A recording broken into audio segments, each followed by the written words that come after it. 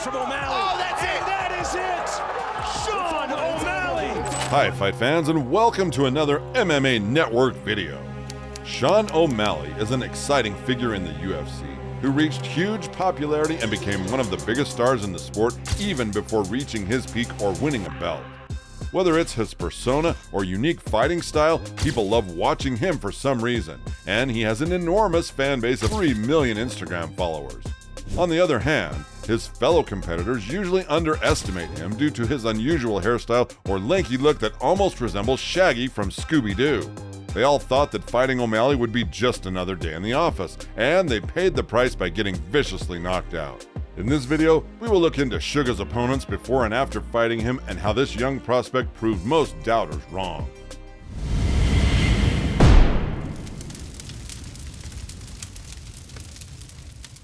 Eddie Weinland.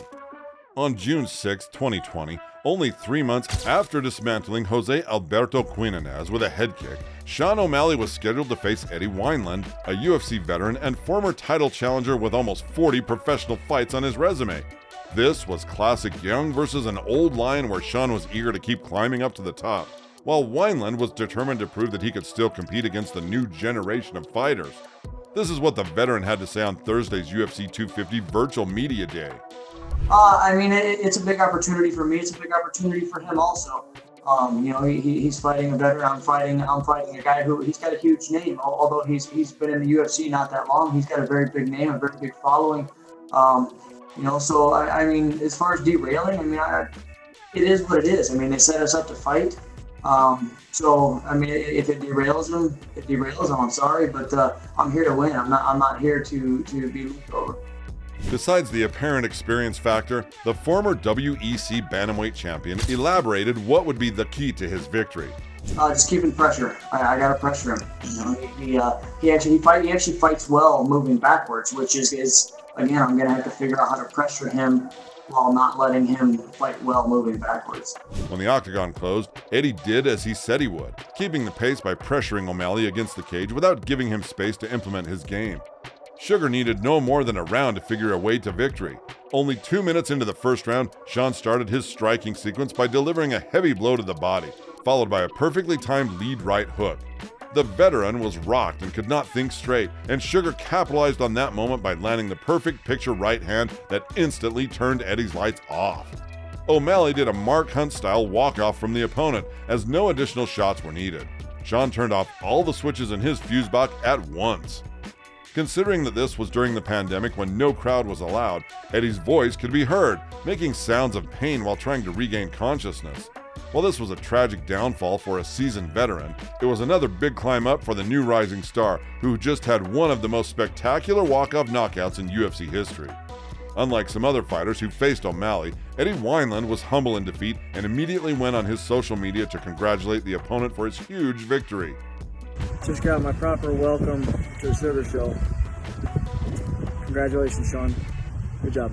Since making his MMA debut in 2011 until 2015, Thomas Almeida was a dominant force in the sport with an incredible undefeated record of 21-0, including 3 consecutive Performance of the Night victories with the UFC. The Brazilian fighter used his deadly Muay Thai to send opponents to the Shadow Realm. And when they matched him against Sean O'Malley, Almeida did not doubt that he had what it takes to beat the rising star. I'm just gonna go there and hurt him in 15 minutes. Although both fighters are stand-up artists, Sean O'Malley predicted this would be a kickboxing match. On the other hand, Thomas was confident that he would win wherever the fight would go. I'm ready for everything, I'm ready to wrestle, I'm ready to submit him, to knock him out. I'm ready for anything. Considering that Sean's first loss came due to a leg injury that happened only a fight prior, many people questioned if Almeida would use his leg kicks as a primary weapon of choice to neutralize O'Malley's striking. The Brazilian confirmed that, stating that it's essential to his strategy. I think yes, it's a good way to open up him and for me to put my hands on him, and I think it's a very important part of the game plan. Unfortunately for Almeida, the fight was not going how he thought it would.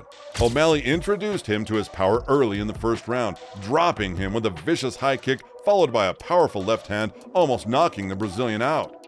Almeida was too tough for his own good and continued fighting, but he only bought himself some more time before the inevitable outcome. And then in the third, as Thomas tried to close the distance, Sugar caught him with a short left hook that looked enough to stop the fight and prevent the Brazilian from observing unnecessary punishment. However, the referee was determined to have Almeida taken out of the arena on a stretcher as he allowed the fight to continue. To put an end to the show, Sean followed him down with a nuclear right hand that bounced Almeida's head on the canvas like a pinball machine. You probably wonder how Thomas Almeida reacted to his loss. The thing is, it's been over 2 years, and he has never fought since.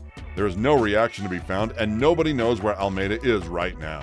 Nevertheless, one thing is sure, that scary knockout was a career-ending moment that sealed the deal for Almeida to no longer be a part of the UFC roster. If any of you know what happened to Thomas Almeida or where he is now, please let us know in the comments below. By the way, if you've enjoyed our videos so far, please make sure to press the like and subscribe buttons. Petr Yan. After going 7-1 in the UFC, scoring spectacular knockout victories in the process, Sean O'Malley was matched against Petr Yan, a former bantamweight champion with notable wins over Uriah Faber, Jose Aldo, and Corey Sandhagen.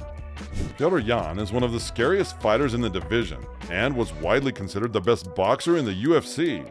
He was superior on the feet, knocking people out to another dimension, and had a great takedown defense with solid grappling credentials. This was a massive step up in competition for Sean O'Malley, and not many people were giving him a chance to win, Yan included. The Russian did not take Sean seriously at all, and he had some words for him during the pre-fight press conference. В субботу я побью его.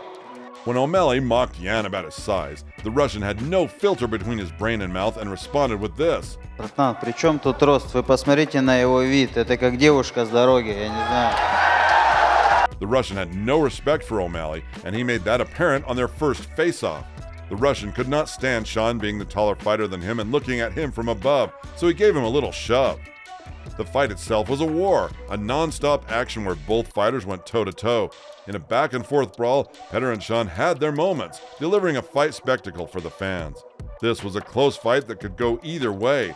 Still, the referees believed O'Malley was the slightly better fighter to edge the Russian on the scorecards, giving him a split decision victory over the former champion. Although it was a close and controversial win, this was the biggest victory in Sugar's career over a fighter who many believed was the best bantamweight in the world. Yan was unhappy with the outcome and immediately went on Twitter, posting only a 3-word message: F the judges. He wasn't alone in this. There were many fighters and journalists who went on social media expressing their dissatisfaction with the judging criteria and the referees. The Russian believed he did enough to win the unanimous decision, but unfortunately the referee saw otherwise. After some time, Petr Yan was over the loss, but he still believed he had won the fight. I don't think I lost the fight one-on-one. I understand people may think I was upset for a long time, but my time is passing by. I need to either act or remain inactive, so I decided to act, and that is to fight. Sean O'Malley is a perfect example and proof that one must not judge a book by its cover. It looks like everyone has the ideal plan for beating O'Malley, but then he punches them in the head and there goes their game plan. He possesses sharp striking with one-punch knockout power and is excellent at controlling the distance. He is too tall with long reach for this division and utilizes his height to keep the opponents at bay while working them with his superior striking.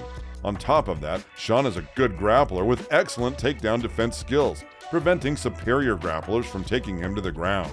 When you look at him, you can't take him seriously. He looks like a clown at kids' birthday parties, and his skinny physique gives the impression that he lacks power. However, Sugar proved all the doubters wrong by defeating UFC's elites and knocking people out to the shadow realm, indicating that he is a force to be reckoned with. He is only 28 years old and is only going to get better.